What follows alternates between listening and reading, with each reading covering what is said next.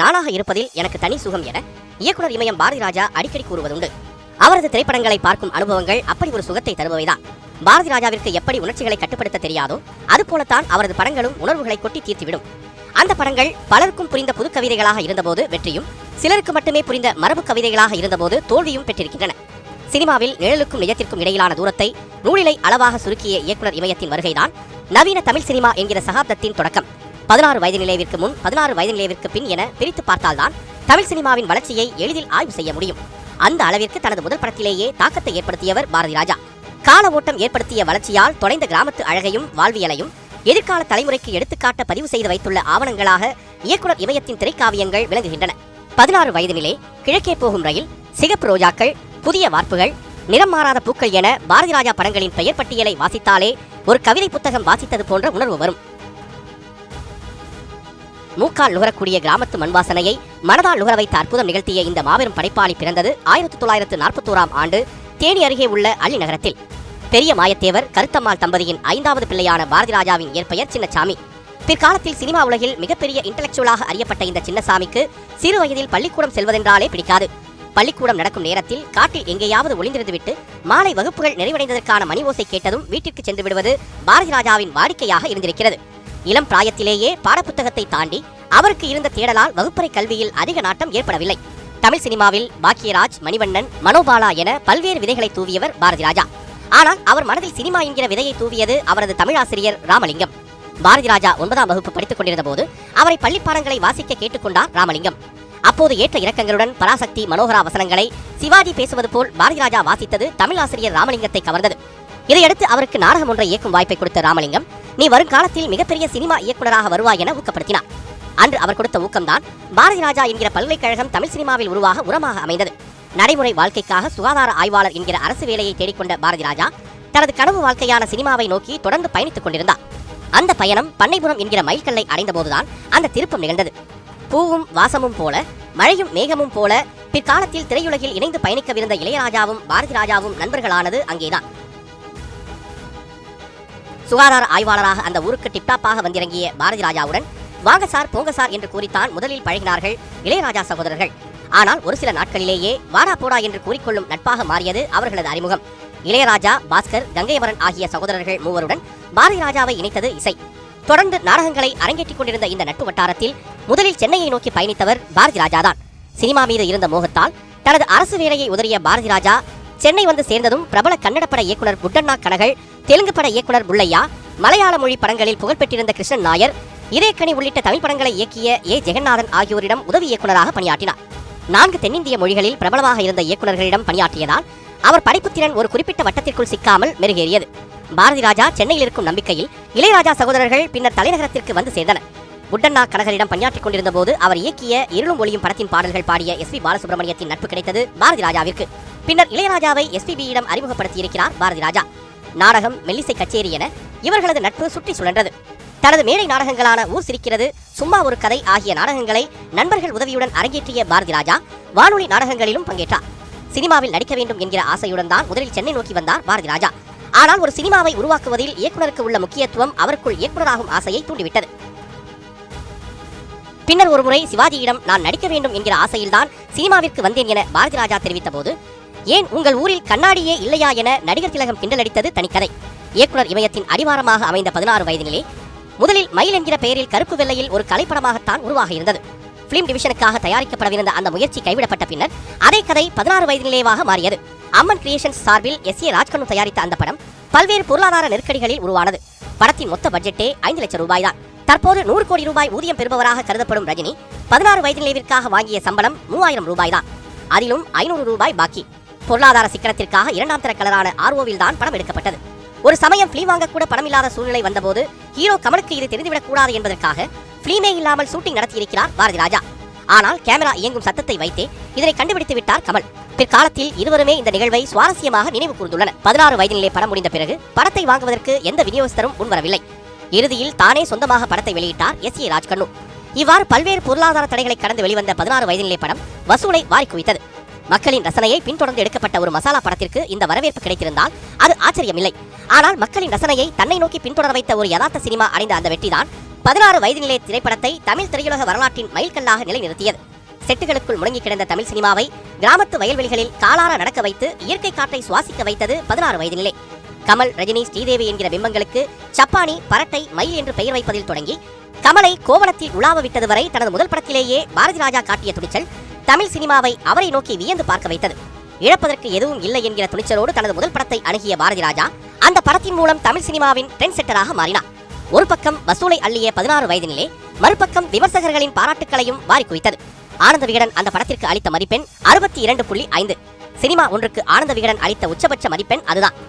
பூ எவ்வளவுதான் அழகாக இருந்தாலும் வாசம்தான் அதன் முக்கிய அடையாளம். அதுபோலத்தான் 16 வயதினிலேவிற்கு மண்வாசனையை கொடுத்ததில் இளையராஜா இசை முக்கிய பங்கு வகித்தது. கங்கை அமரனின் வரிகளில் எஸ் ஜானகி பாடிய செந்தூரப்பூவை பாடல் தேவகானமாக என்றென்றும் எதிரொலித்து வருகிறது. இளையராஜா ஏற்கனவே அன்னக்கிளி படத்தில் இசையமைப்பாளராக அறிமுகமாகி இருந்தாலும் அவர் ஒரு பாடகராக அறிமுகமாகி இருந்தது 16 வயதிலே படத்தில்தான். படத்தின் டைட்டில் சாங்காக வரும் சோளம் விதைக்கையிலேதான் சினிமாவில் இளையராஜா பாடிய முதல் பாடல். பாரதி ராஜாவின் இரண்டாவது படமான கிழக்கே போகும் ரயிலும் கிராமத்து மண்வாசனை கலந்த ஒரு காதல் காவியம்தான். சுதாகர் நாயகனாக நடித்த இந்த படத்தில் ராதிகாவை கதாநாயகியாக அறிமுகப்படுத்தியிருந்தார். காதலுக்கு ரயிலை தூதுவிட்ட இந்த படமும் மிகப்பெரிய வெற்றியை பெற்றது. ஆனால் பாரதி ராஜா என்றால் கிராமத்து கதைகள் தான் என்கிற முத்திரை உருவானது. அந்த முத்திரையை உடைக்கும் வகையில் அடுத்து அவர் உருவாக்கிய படம்தான் சிகப்பு ரோஜாக்கள். முந்தைய 2 படங்களும் கிராமத்து யதார்த்தம் என்றால், மூன்றாவது படம் நகரத்து பதார்த்தம். கமலையும் ஸ்ரீதேவியையும் மீண்டும் சிகப்பு ரோஜாக்களில் ஜோடி சேர்த்தார். தன் இளம் வயதில் ஏற்பட்ட அனுபவங்களால் பெண்கள் என்றாலே வெறுக்கும் ஒரு சைக்கோ கொலைகாரனாக இந்த படத்தில் கமல்ஹாசனை நடிக்க வைத்தார் இயக்குனர் இமயம். கிராமத்து எளிமையை மட்டுமல்ல, நகரத்து ஆடம்பரத்தையும் தன்னால் அழகியலோடு சொல்ல முடியும் என நிரூபித்த பாரதி ராஜா தான் அனைத்து கதைக்களங்களுக்குமான இயக்குனர் என்பதை சிகப்பு ரோஜாக்கள் மூலம் எடுத்துரைத்தார். அழகு ததும்பும் கமலை 16 வயதிலேவில் சப்பானியாக நடிக்க வைத்ததற்கு பரிகாரம் தேடுவது போல் சிகப்பு ரோஜாக்களில் நவநாகரிகமாக உலாவவிட்டார். கமல், ஸ்ரீதேவியின் அழகை மட்டுமல்ல, அப்போதைய சென்னை நகரின் அழகையும் மனதிற்கு இதமாக படம் பிடித்தார் பாரதி ராஜா. இந்த படத்தில் கமல், ஸ்ரீதேவி ஜோடி காட்டிய கெமிஸ்ட்ரி படம் பார்க்க வந்த இளம் உள்ளங்களை சிலிர்க்க வைத்தது. ரோஜாவின் அடியில் உள்ள முள் போல படத்தில் கமல்ஹாசன் கதாபாத்திரத்திற்குள் ஒரு சைக்கோவையும் உலாவவிட்டு சிகப்பு ரோஜாக்களை ஒரு விறுவிறுப்பான த்ரில்லராக்கி இருந்தார் பாரதி ராஜா. இந்த படத்தின் மூலம் வெற்றியில் ஹாட்ரிக் அடித்த பாரதி ராஜா 4வது படமான புதிய வார்ப்புகளில் தனது உதவியாளரான பாக்கியராஜை கதாநாயகனாக்கினார். அவரும் ரதியும் இணைந்து நடித்த இந்த படத்தின் மூலம் மீண்டும் கிராமத்து பக்கம் திரும்பினார் பாரதி ராஜா. தொலைதூர கிராமங்களில் பெரிய மனிதர்கள் போர்வையில் நடமாடும் பண்ணையார்கள் சிலரின் சின்ன புத்தியையும் பாலியல் வக்கர சிந்தனைகளையும் தோலுரித்து காட்டியது புதிய வார்ப்புகள். ஒரு அழகான காதல் கதையும் இழையோடும் இந்த படத்தின் வெற்றிக்கு இளையராஜாவின் இசையும் முக்கிய காரணமாக அமைந்தது. தம்தன தாளம் வரும் என்கிற அந்த பாடல்தான் இன்றளவும் காதல் அரும்பும் தருணங்களில் இளம் உள்ளங்களின் ரீகாரம். வெள்ளை உடை தேவதைகளை உலாவவிட்டு அந்த பாடலை பாரதி ராஜா படமாக்கியிருக்கும் விதம் ஒரு ஹைக்கூ கவிதை. 5வதாக பாரதி ராஜா இயக்கிய நிறம் மாறாத பூக்களும் ஒரு வெற்றி படம்தான். காதலை ஒரு மலைப்பிரதேசத்து பின்னணியில் சொல்லியிருந்த பாரதி ராஜா தனது முந்தைய படங்களைப் போல் இந்த படத்திலும் கிளைமேக்ஸில் பார்வையாளர்கள் மனதை கனப்படுத்தியிருப்பார். ரசிகர்கள் மனதில் ஒரு இதமான ஆழமான பாதிப்பை ஏற்படுத்தும் வகையில் நிறம் மாறாத பூக்கள் கிளைமேக்ஸ் அமைந்திருக்கும். இப்படி வரிசையாக தமிழில் 5 வெற்றி படங்களை இயக்கிய பாரதி ராஜாவிற்கு முதல் தோல்வியை கொடுத்தது நிழல்கள். வங்க மொழியில் உருவான கலைப்படங்களின் தாக்கத்தில் தன்னுடைய பாணியிலிருந்து விலகி எடுக்கப்பட்ட படம்தான் நிழல்கள். வழக்கமாக அனைத்து தரப்பு மக்களின் உணர்வுகளோடு ஒட்டிப் போயிருக்கும் படங்களாக பாரதி ராஜா படங்கள் இருக்கும். ஆனால் நிழல்கள் இதிலிருந்து மாறுபட்டு அறிவு ஜீவிகளுக்கான படமாக மட்டுமே அமைந்தது.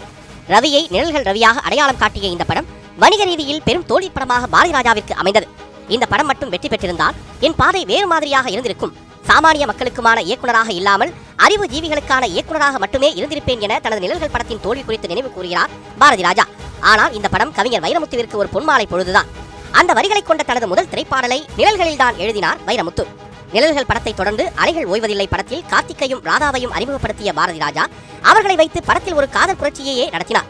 காதலை காப்பாற்ற தங்களின் மத அடையாளங்களை காதலர்கள் தூக்கி எறியும் அந்த கிளைமேக்ஸ் காட்சி பெரும் சர்ச்சையையும் விவாதத்தையும் ஏற்படுத்தியது. இந்த படத்தை தொடர்ந்து பாரதி ராஜா மிகவும் இழைத்து அவரது மனதிற்கு மிகவும் நெருக்கமாக உருவாக்கிய படம்தான் காதல் ஓவியம். இளையராஜாவின் இசைவெல்லம் பெருக்கெடுத்து ஓடியது அந்த படத்தில். எனினும் படம் எதிர்பார்த்த வெற்றியை பெறாதது பாரதி ராஜாவிற்கு ஏமாற்றத்தை அளித்தது. தொடர்ந்து மண்வாசனையில் ரேவதியை அறிமுகப்படுத்திய பாரதி ராஜா அவருக்கு மதுரையில் வளையல் வியாபாரம் செய்து கொண்டிருந்த பாண்டியனை ஜோடியாக்கினார். பேரிலேயே மண்வாசனையுடன் வந்த அந்த படம் பாரதி ராஜாவின் மற்றொரு கிராமத்து காவியமாக அமைந்தது. பின்னர் அதே ஜோடியுடன் பாரதி ராஜா களமிறங்கிய புதுமை பெண் வேலைக்கு செல்லும் பெண்களை கேலி பேசுபவர்களுக்கு ஒரு சவுக்கடியாக விழுந்தது. நிமிர்ந்த நன்னடையும் நேர்கொண்ட பார்வையுமாக பாரதி கண்ட புதுமை பெண்ணாக அந்த படத்தில் ரேவதியை வலம் வரச் செய்தார் பாரதி ராஜா. அவர் கமலுடன் 4வது முறையாக கைகோர்த்த படம் ஒரு கைதியின் டைரி. பாக்கியராஜின் எழுத்திலும் பாரதி ராஜாவின் இயக்கத்திலும் உருவான இந்த படம் வசூலில் சக்கை போட்டது. ஆக்ஷனுக்கு மட்டுமே பயன்படக்கூடிய சாதாரண ஒரு பழிவாங்கும் கதையை இவ்வளவு உணர்வுபூர்வமாக அழகியலோடு சொல்ல முடியுமா என பாரதி ராஜாவின் திரைப்பட உருவாக்க பாணியை வியந்து பார்த்தது கோடம்பாக்கம். அப்பா மகன் என 2 வேடத்தில் கமல் நடிப்பிற்கு மிக பெரும் தீனி போட்ட படம் ஒரு கைதியின் டைரி. இயக்குனர் இமயம் இயக்கிய முதல் மரியாதை திரைப்படம் நடிகர் திலகத்தின் மற்றொரு பரிணாமத்தை உலகிற்கு எடுத்து காட்டியது. நடிப்பில் சிவாஜி விட்டு வைத்தது ஏதாவது இருக்கிறதா என்கிற சந்தேகம் எழுந்தால் அப்படி எதுவும் இல்லை என பதில் தருவது போல் அமைந்த படம்தான் முதல் மரியாதை. இந்த படத்திற்காக பாரதி ராஜாவிடம் முழுமையாக தன்னை ஒப்புக் கொடுத்தார் சிவாஜி. அவர் வைக்கும் ஷாட்டுகளில் ஏன் எதற்கு என்று கேட்காமல் பாரதி ராஜா சொன்னபடி செய்தார் சிவாஜி. பீம்சிங் போன்ற இயக்குநர்களிடமே நான் கேள்வி கேட்காமல் நடித்ததில்லை, ஆனால் உன்னிடம் கேள்வி கேட்காமல் நடிக்கிறேன் என பாரதி ராஜாவிடம் அவர் மீது தான் வைத்த நம்பிக்கையை வெளிப்படுத்தினார் நடிகர் திலகம். அதற்கு நல்ல பலன் கிடைத்தது. நடுத்தர வயதை தாண்டிய ஒரு மனிதனுக்குள் ஏற்படும் காதலை மையப்படுத்தி உருவான இந்த படம் வணிக ரீதியிலும் விமர்சன ரீதியிலும் பெரும் வெற்றி பெற்றது.